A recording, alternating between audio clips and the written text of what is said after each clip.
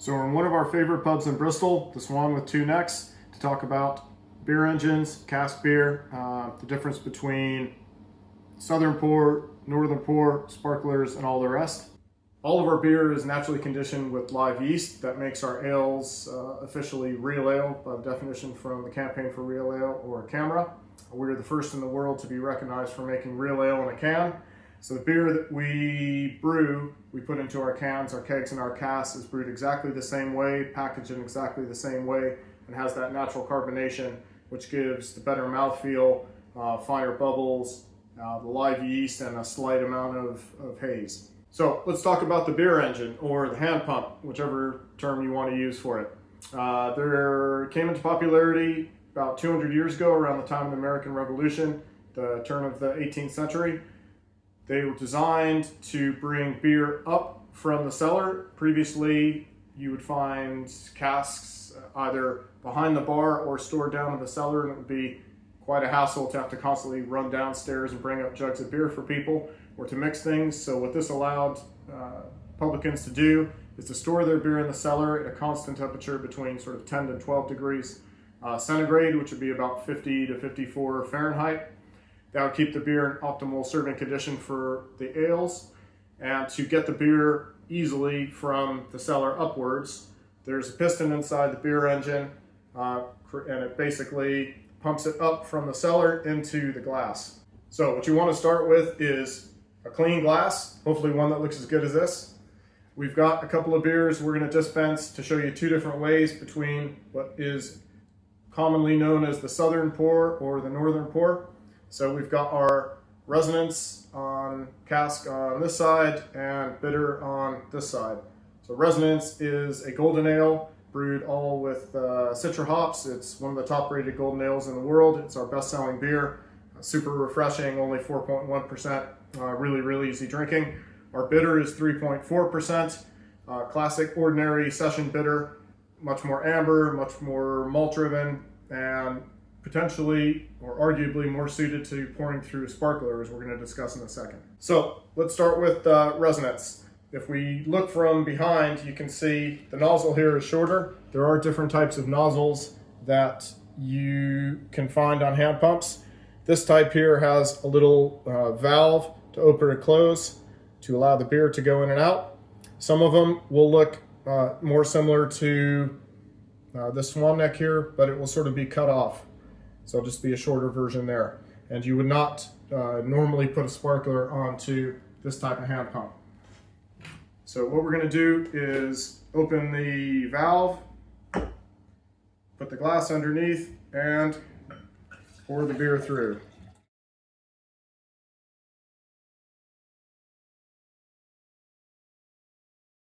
So this engine has a half-pint cylinder, so it takes just over 2 pulls to pour through, and you'll see the way that it's poured here has more of a what you would consider a southern head. Some places would want it actually filled all the way up to the brim.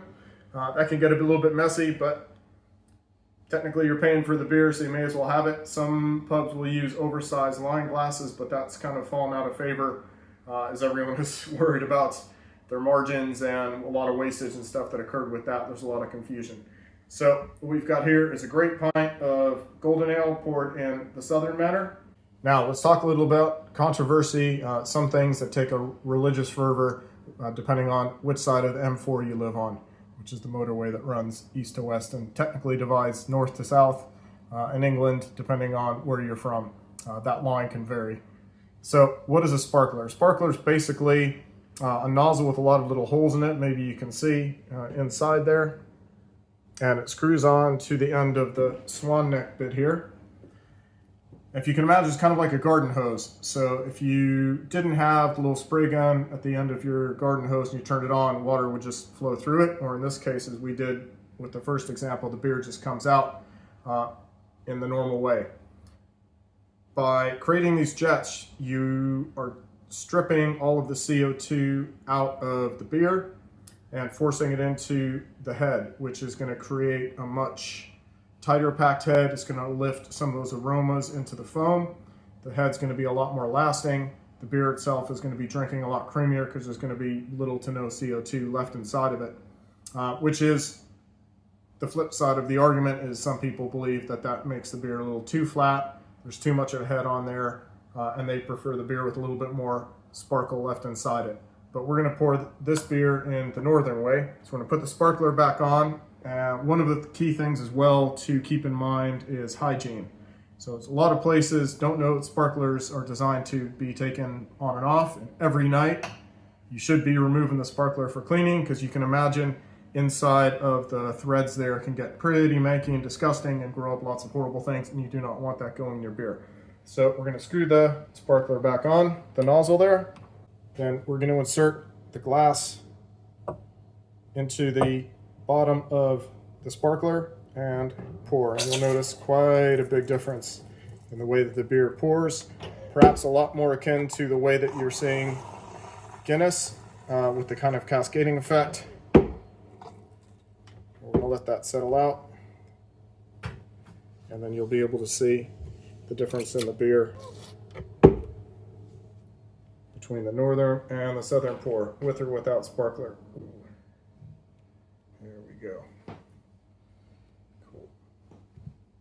So again, two different beers, two different styles. This one is a lot more amber and malt driven. It's very much a religious debate and a personal preference. For my personal taste, I believe that hoppier beers benefit from a southern pour. It maintains more of the CO2 in solution and maintains more of the hop flavor integrated throughout the beer than forced up into the foam. Maltier beers tend to benefit from using a sparkler. Again, that's totally personal preference, but when I've tasted our own beer and other beers that are loved and respected around the world, side by side through the different pouring methods, that's kind of the consensus that I've come to as a brewer and as a consumer. You can see the persistence of the head and the difference there. You can see the way that, well, when we start drinking, you'll be able to see the way that the lacing can maintain its way down the glass as well. So, cheers.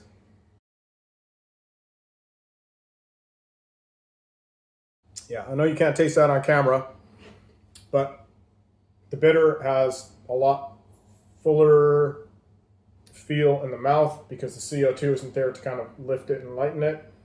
The malt flavor is a lot more pronounced and rounded and coats the tongue a lot more, where the hop character of this beer is much better preserved, and the CO2 helps to lift that. So rather than drinking at home alone with the cans, which is sometimes an option, it's so much nicer to go into a pub, see the side of the hand pumps there, appreciate the hard work that the brewer's done for you, see the server come, pour you a great pint. They're working hard for it too. You get that excellent sound coming through.